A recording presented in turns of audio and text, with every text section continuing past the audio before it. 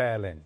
German Chancellor Friedrich Merz said on Friday he would advise his children against living or studying in the United States at the moment, citing a rapidly changing social climate and limited opportunities even for the highly educated. The remarks highlight tensions between the United States and its European allies under President Donald Trump, with disputes over trade, the wars in Ukraine and now Iran putting the NATO alliance under strain. PTI M&A's question centres double standard over worsening law and order in both provinces. Tariq Fazal Chaudhry says it with CM bug provincial subjects. Lawmakers from the opposition PTI on Friday questioned why terrorism and lawlessness continued to afflict Balochistan and called out what they termed the government's double standard when it came to Khyber Pakhtunkhwa. Decision comes in response to traders' protests, appeals by Shopping Malls Association and general public. Lahore Chamber of Commerce welcomes move, describes it as important business-friendly step. Khyber Pakhtunkhwa Governor CM resolved to ease restrictions in their province as well, Lahore, responding to traders' protests and appeals by the Shopping Malls Association and general public to revise 8 p.m. business closure timings. The Punjab government has granted partial relief and lifted the restriction on market timings until June 1. Kawang Nu Jin needs fuel to plough and fertiliser to nourish his rice as planting season approaches. But the ships carrying his crucial cargo are trapped 2,000 miles away by Iran's stranglehold of one of the world's most important waterways. Now the farmer is running the calculations. Can he survive when the costs of fuel and farming come to more than he earns from selling rice? US President Donald Trump has said he would accept a 20-year suspension by Iran of its nuclear program in what appears to be confirmation of a shift in position away from a demand for a total end to it. Trump said it had to be a real 20 years. Previously, he has called on Iran to permanently cease enriching uranium, a stage in making a weapon, and to be prevented from ever acquiring nuclear weapons. A retired French sports teacher is in custody after being caught making sexual propositions online to a 14-year-old girl, except that the 14-year-old girl was not a 14-year-old girl. At least 7 Palestinians have been killed and dozens injured in 2 Israeli airstrikes on a residential building and a civilian vehicle in Gaza City, according to medical sources. The deaths on Friday come as Israel said it carried out a strike on Izz al-Din al-Haddad, the head of the armed wing of Hamas in Gaza. The lawyers for Mahmoud Khalil, a former Columbia University student targeted for deportation by the United States government over his pro-Palestine advocacy, have called on an immigration appeals court to reopen and terminate his case. The latest legal appeal points to new evidence, some of which was documented in media reports, suggests that the Trump administration secretly engineered the outcome of his immigration case to duration to make an example of him. A former security chief in Mexico's Sinaloa state has been taken into US custody on allegations linked to the Sinaloa cartel, according to federal court records and reports unsealed late Thursday. Gerardo Merida Sanchez, 66, who served as Sinaloa's public security secretary from September 2023 to December 2024, was arrested in Arizona on May 11 before being transferred to New York. One of the most entertaining moments in VC this week was a piece of rage-bait marketing from General Catalyst in a now viral post on X that parodies the old Mac versus PC commercials. The venture firm, better known as GC, posted a VC versus GC video on Wednesday.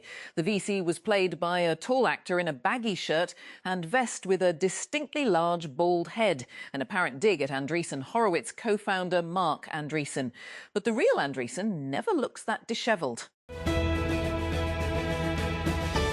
Investors can't seem to get enough of RJ Scaringe or his ideas. In less than a decade, the serial entrepreneur best known for his EV company Rivian has raised us more than $12.3 billion from venture capital firms, as well as strategic and institutional investors for his 3.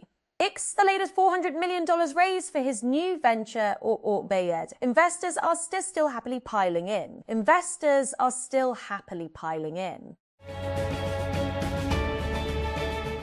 A year ago, United States-China relations reached one of their lowest points when Donald Trump announced his Liberation Day tariffs. The US president made some concessions when he met his Chinese counterpart, Xi Jinping, a few months later. Pakistan's Fatima Sana has broken the record for the fastest half-century in women's T20 international cricket matches with a 15-ball 50 against Zimbabwe and Karachi, Pakistan. Playing at home, the all-rounder top scored with 62 runs off 19 balls as Pakistan beat the visitors by 133 runs and sealed the series 3-0 at the National Stadium on Friday. Israel and Lebanon have agreed a 45-day extension to a shaky ceasefire following 2 days of negotiations in Washington, D.C., the U.S. State Department said. We hope these discussions will advance lasting peace between the two countries, full recognition of each other's sovereignty and territorial integrity, and establishing genuine security along their shared border, said State Department spokesman Tommy Pigott. Ukrainian President Volodymyr Zelensky says strikes targeting Russia's oil industry and military production facilities are entirely justified after Moscow flattened an apartment block in Kyiv, killing at least 24 people. On Friday, Zelensky warned that Russia's attacks would not go unpunished, saying he had discussed long-range strikes with senior military, security and intelligence officials as a day of mourning was observed in Kyiv, following Thursday's attack on a 9-story apartment block in the capital's Darnitsky district. China has agreed to buy 200 Boeing jets, with a potential for the order to rise to as many as 750 planes, United States President Donald Trump has said, adding that the planes would have GE aerospace engines. The deal includes approximately 200 planes and a promise of up to 750 if they do a good job, Trump told reporters on Air Force One on Friday. More details about the deal, such as which type of jets and when the order would be delivered, not immediately available. Canada's Prime Minister Mark Carney is visiting Alberta, days after a separatist movement in the Western province faced a major legal setback in its push for a referendum on the issue. Carney's visit on Friday was officially to unveil a new agreement laying the groundwork for a crude oil pipeline alongside the province's Premier, Danielle Smith. There are currently 10 global cases of hantavirus, the World Health Organization, WHO, has said, lowering its earlier figure of 11 after a person who was thought to have contracted hantavirus was confirmed to be negative. Maria van Kerkhove, the director of the WHO's Department for Epidemic and Pandemic Preparedness and Prevention, said on Friday that the earlier count included one individual who had an inconclusive test. We've had further confirmation from the United States that person was negative. It's no secret that AI data centers have been straining the grid, but Silicon Valley has been relatively insulated from it all, thanks to high land and power prices that have pushed hyperscaler projects elsewhere. The tech elite might soon get a taste of the power crunch, though.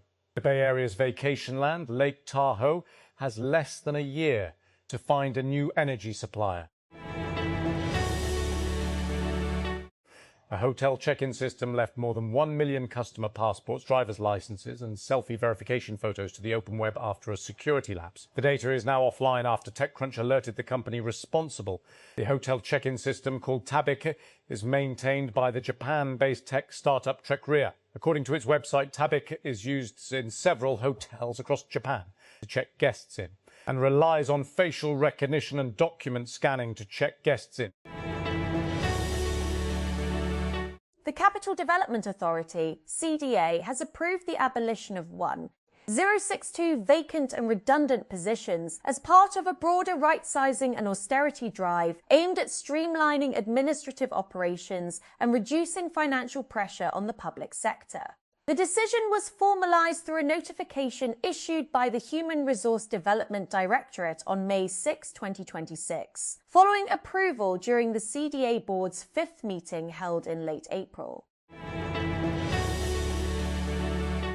The State Bank of Pakistan, SBP, has launched a nationwide Go Cashless campaign for Eid al-Adha 2026 aimed at promoting secure and convenient digital transactions in cattle markets across the country. The initiative forms part of the central bank's broader strategy to reduce reliance on cash and accelerate digitization of Pakistan's mint trading periods during one of the country's busiest seasonal trading periods.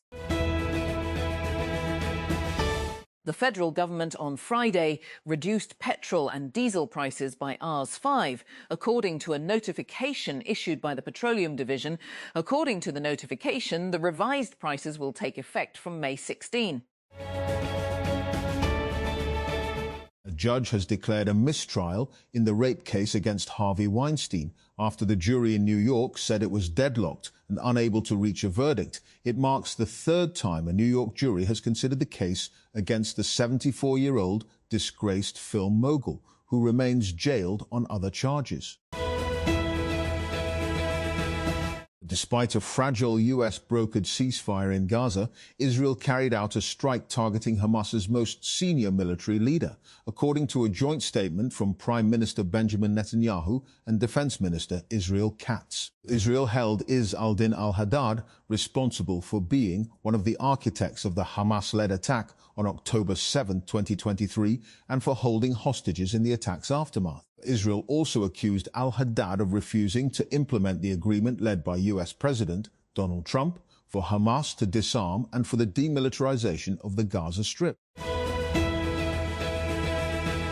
German Chancellor Friedrich Merz on Friday said he would advise his children against living or studying in the United States at the moment, citing a rapidly changing social climate and limited opportunities even for the highly educated.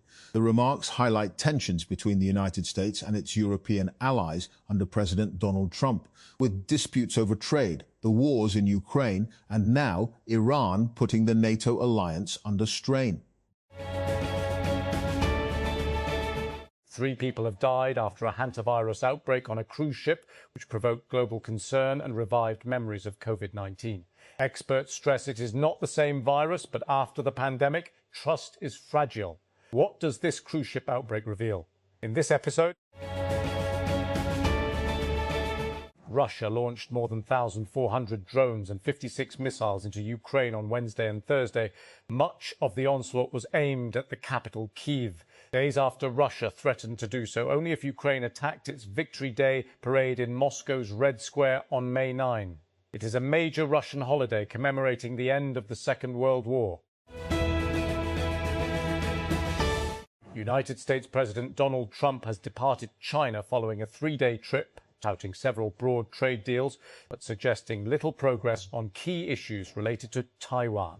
Trump's visit, the first of his second pomp and circum-term, was filled with pomp and circumstance, including a greeting from waving children and a military honor guard, a private tour of a secretive former imperial garden, and the Confucian 15th century Temple of Heaven.